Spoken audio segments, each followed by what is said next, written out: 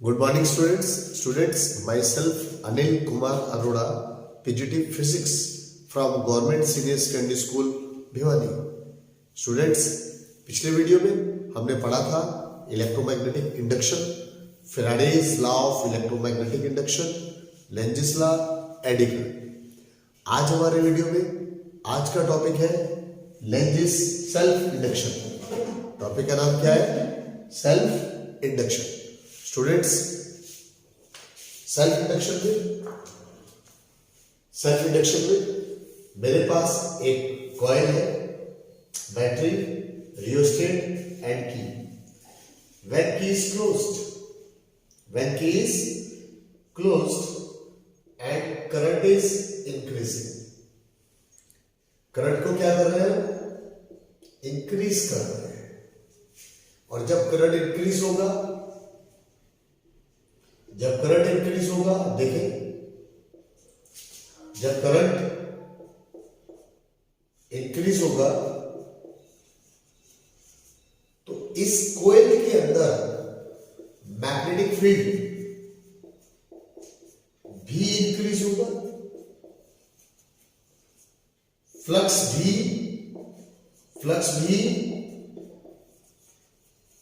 Increase होगा.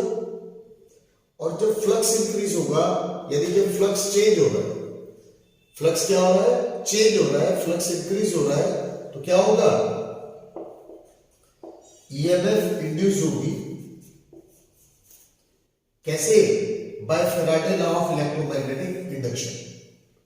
Bye Faraday law of electromagnetic induction इसमें EMF induce हो जाएगी और ईएमएफ इंड्यूस की direction according to Lenz's law, the direction of induced EMF is such that oppose the cause due to which it is produced. यानी जो EMF induce हुई है वो करंट के इंक्रीज होने से हुई है. तो EMF इंड्यूस की डायरेक्शन क्या होगी? वो करंट की ग्रोथ का अपोज करेंगे. यदि oppose growth of current, oppose growth of current. आइए इसको उल्टा यहां समझते हैं. ये देखिए, यहां पर हमने की क्लोज की और करंट को क्या कर रहे हैं? डिक्रीज कर रहे हैं. इसके अंदर ये जो करंट है ये क्या हो रहा है? करंट क्या हो रहा है? डिक्रीज हो रहा है. यानी अगर करंट डिक्रीज हो रहा है तो magnetic field mu not N I वो भी डिक्रीज होगी. वो डिक्रीज होगी तो फ्लक्स भी क्या होगा? डिक्रीज होगा. तो बाय फैराडे लॉ ईएमएफ क्या हो जाएगी? इंड्यूस हो जाएगी. And the direction of induced EMF is according to Lenz's law. यदि जो ईएमएफ इंड्यूस हुई है वो इसलिए हुई है कि करंट डिक्रीज हो रहा है. लेकिन इसमें जो ईएमएफ इंड्यूस की डायरेक्शन होगी वो करंट के डिक्रीज होने का अपोज करेगा. यानी EMF induced oppose decay of current,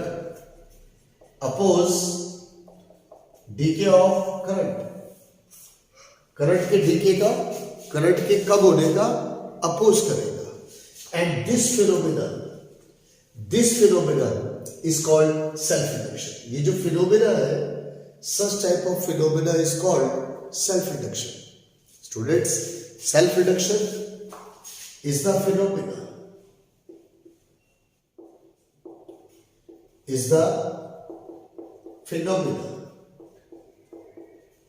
in which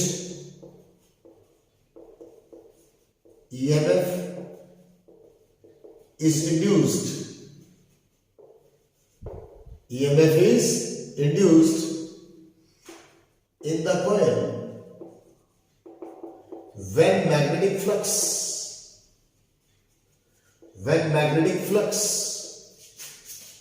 linked with same coil changes. मेरी बात समझ गए स्टूडेंट्स? यानी जिसके अंदर मैग्नेटिक फ्लक्स चेंज हुआ उसी के अंदर ईएमएफ इंड्यूस हो रही है। जिस कॉइल के अंदर मैग्नेटिक फ्लक्स चेंज हुआ उसी के अंदर क्या हो रही है? ईएमएफ इंड्यूस हो रही है। Students let at any instant, मैंने मान लिया, सपोज कर लिया कि at any instant five magnetic flux linked with coil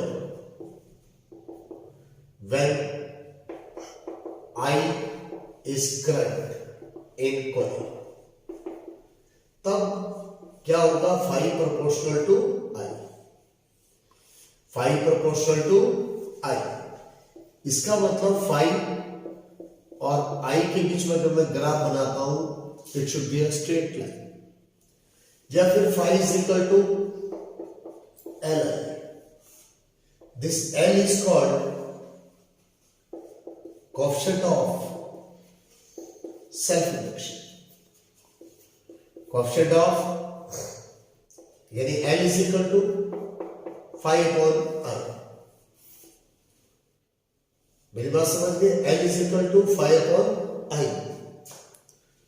Students, if I is equal to 1,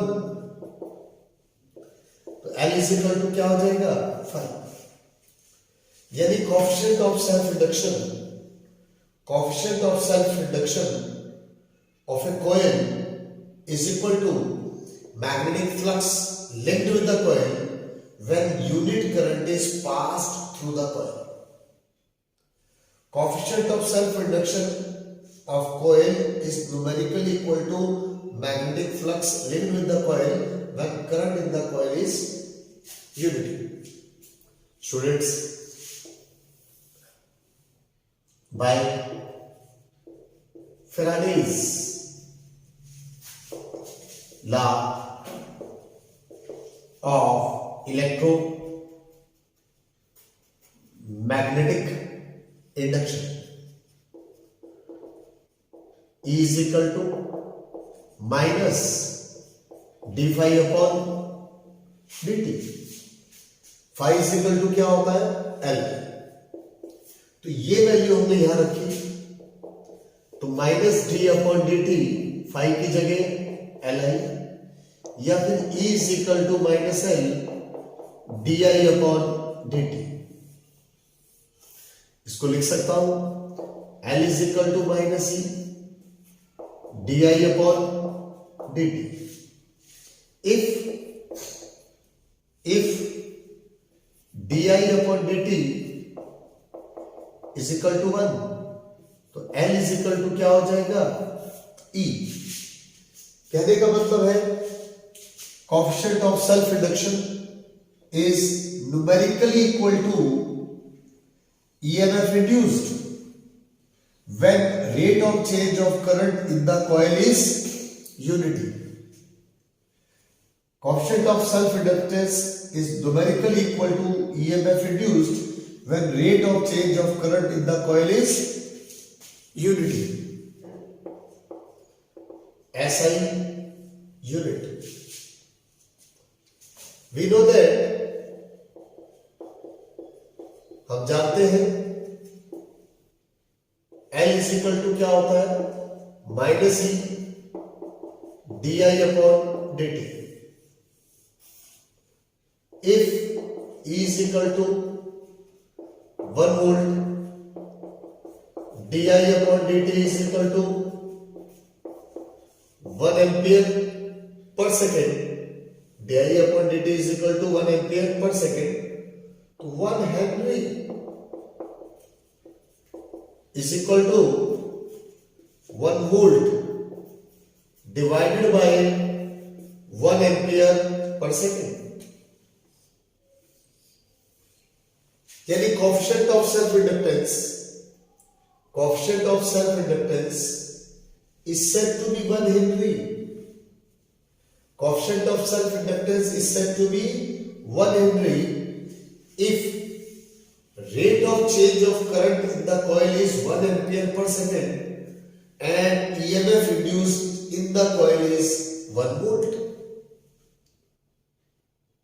Students, coefficient of self-inductance of long solenoid.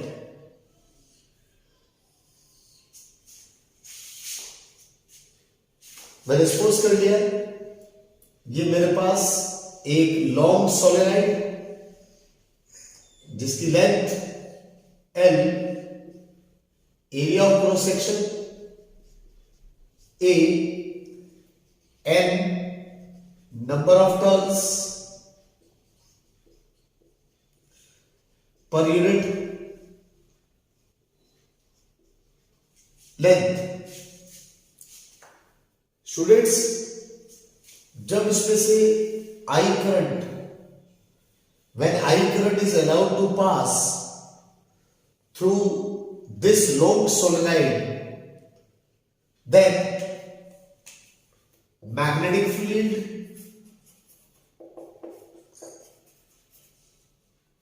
inside the solenoid B is equal to mu naught N. Magnetic flux linked with each turn of solenoid. Phi is equal to B, that is mu naught Ni A. Total flux निकालने के लिए total flux linked with solenoid phi, इसको हम इधर phi dash ले लेते हैं। Phi is equal to magnetic flux linked with each turn into total number of turns, that is phi is equal to mu naught Ni A। यहां से हमने लिख लिया magnetic flux linked with each turn, ये लिख दिया। Total numbers of turns हो गए N। Total number of turns कितने हैं? स्मॉल n इंटू L, क्योंकि स्मॉल n क्या है? Number of turns per unit length. तो टोटल नंबर ऑफ टर्न्स क्या हो जाएंगे? n इंटू, मैं इसको लिख सकता हूं total number of turns per unit length, तो टोटल नंबर ऑफ टर्न्स क्या हो जाएंगे? Nm। क्लियर? तो ये आ गया phi is equal to mu naught N square Lia, but coefficient of self-induction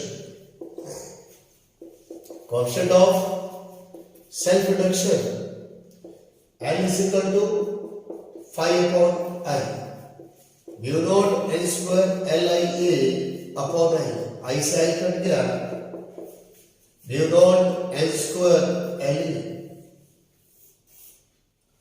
तो स्टूडेंट्स, ये हमारे पास डेरिवेशन आ गया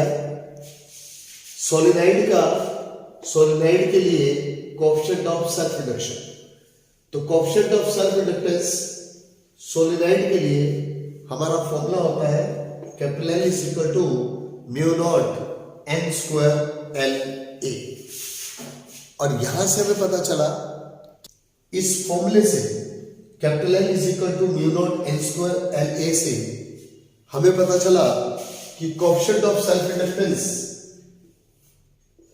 डिपेंड करता है नंबर ऑफ टर्न्स, डिपेंड करता है लेंथ ऑफ सोलेनॉइड, डिपेंड करता है area of cross section. Students, ये डिपेंड करता है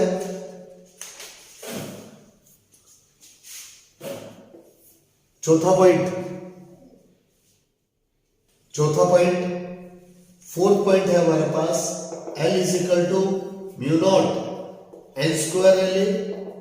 इसको ऐसे भी लिखा जा सकता है mu not N by L square L A, that is mu not N square A upon N. Fifth point, अगर मैं इस सोलेनॉइड के अंदर if solenoid is wounded over substance of magnetic permeability mu r, then coefficient of self inductance becomes mu r times, that is mu r mu naught n square L A। तो students, इस तरह से हमारा topic था self inductance. हमारे topic का नाम था सेल्फ इंडक्टेंस। सेल्फ इंडक्टेंस हमने पूरा पढ़ा और पूरा अच्छे तरह से कैसे आपको समझ में आया होगा। तो नेक्स्ट वीडियो में मिलते हैं students. Good bye students. Self inductance के बाद दूसरा हमारा टॉपिक है mutual inductance. Mutual inductance students, mutual inductance को समझने के लिए let us consider two coils, one is primary and another is secondary. Primary coil is connected with cell, rheostat and key, whereas secondary cell is without cell and is connected with simple galvanometer. Students, when key is closed and current is allowed to pass through primary coil, key is closed and current is allowed to pass through primary coil, magnetic flux linked with secondary chains and EMF is induced, which is represented by deflection produced in galvanometer.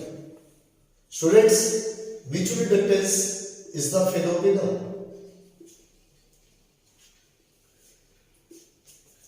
when current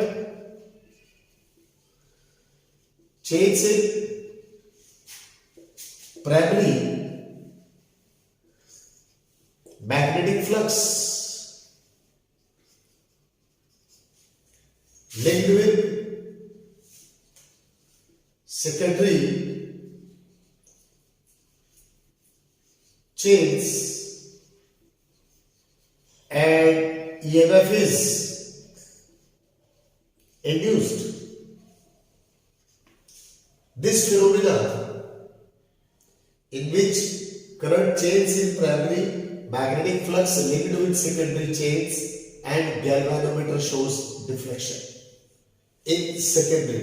This phenomena is called mutual inductance. Students, let I1 current when flux linked with coil is phi 12. Students, phi 12 is directly proportional to I1. थोड़ा सा इसको और easy कर लेते हैं, हम इसको phi 2 लिख लेते हैं। क्या लिख लेते हैं? phi 2. I1 क्या है? Current in primary and phi 2 is magnetic flux linked with secondary chains. Secondary 2 नंबर का मतलब secondary. Then phi 2 is directly proportional to I1 या phi 2 is equal to Mi। या फिर m is equal to phi 2 upon I1। Students, if I1 is equal to 1, then m is equal to phi 2। यदि coefficient of mutual inductance between two coils is equal to magnetic flux linked with secondary when current in primary is unity। When current in primary is unity, by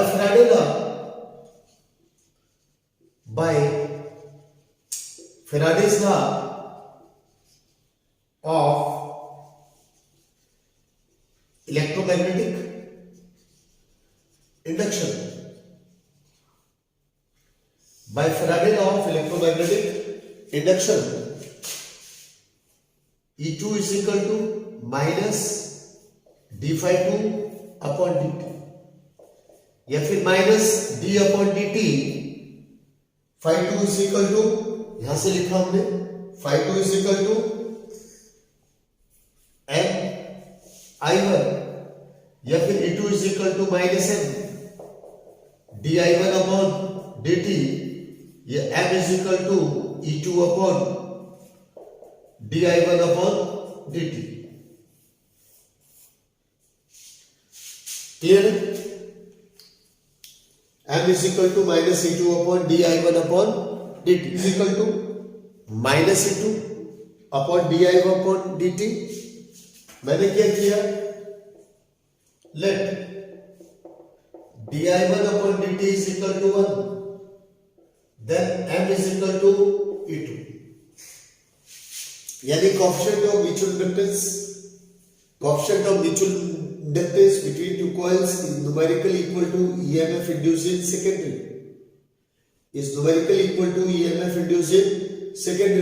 when rate of change of current in primary is unity। Students, ऐसे ही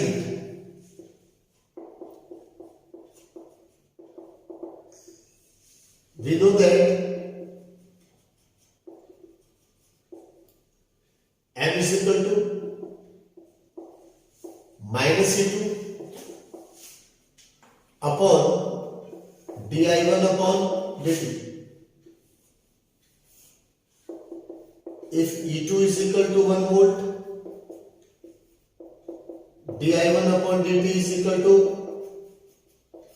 1 ampere per second, तो 1 Henry is equal to 1 volt upon 1 ampere per second।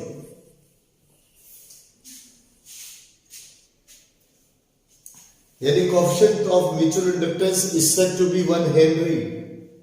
Coefficient of mutual inductance is said to be 1 Henry when rate of change of current in primary coil is 1 ampere per second। When rate of change of current in primary coil is 1 ampere per second and EMF induced in secondary is 1 volt।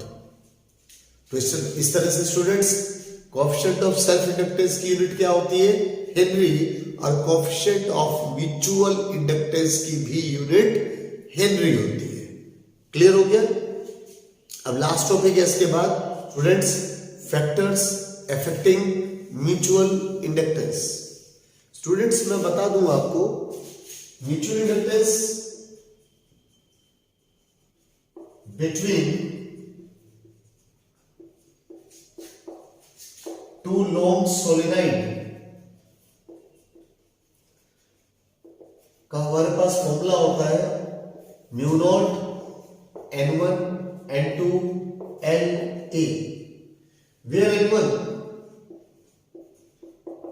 number of turns per unit length, N2 number of turns per unit length। अगर ये दोनों values में यहां रख दूं तो capital M हो जाएगा mu naught N1 N2 A divided by N। Students ये फॉर्मूले होते हैं किसके, कोएफिशिएंट ऑफ म्यूचुअल इंडक्टेंस के। क्लियर? तो यहां से हमें क्लियर हुआ mutual inductance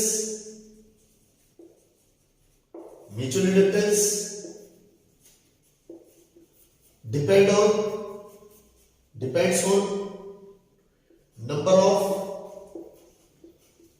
turns, shape and size of solenoid या फिर coils। दूसरा पॉइंट स्टूडेंट्स, यहां पर म्यूचुअल इंडक्टेंस डिपेंड करता है कि कॉइल्स रखी कैसे। देखो सपोज दोनों कॉइल्स हमने इस तरह से रखी है, क्लियर है, इस तरह से कॉइल रखी है, या फिर कॉइल्स को हमने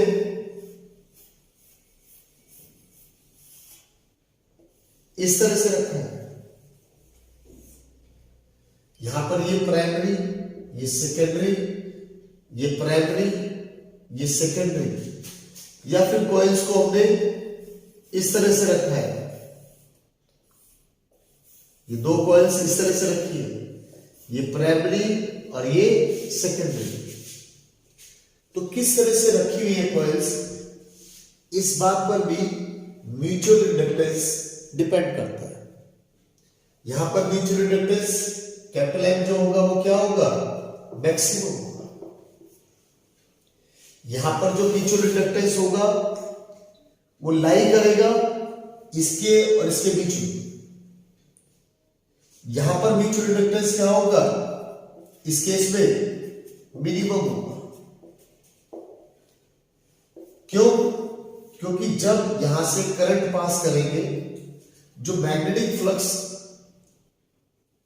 डेवलप होगा वो सारा का सारा सेकेंडरी के साथ लिंक ही नहीं हो पाएगा, ज्यादातर क्या हो जाएगा, लीक हो जाएगा।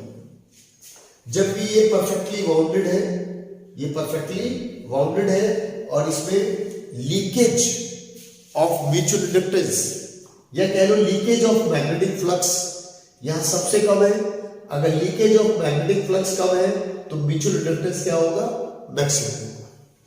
तो ये वो फैक्टर्स है, ये वो फॉर्मूला है जिसके बेस पर हम बता सकते हैं कि म्यूचुअल इंडक्टेंस किन किन फैक्टर्स पर डिपेंड करता है। स्टूडेंट्स वीडियो को ध्यान से देखें, ध्यान से पढ़ें और जुड़े रहे। मिलते हैं नेक्स्ट वीडियो में। Thank you students, thank you very much.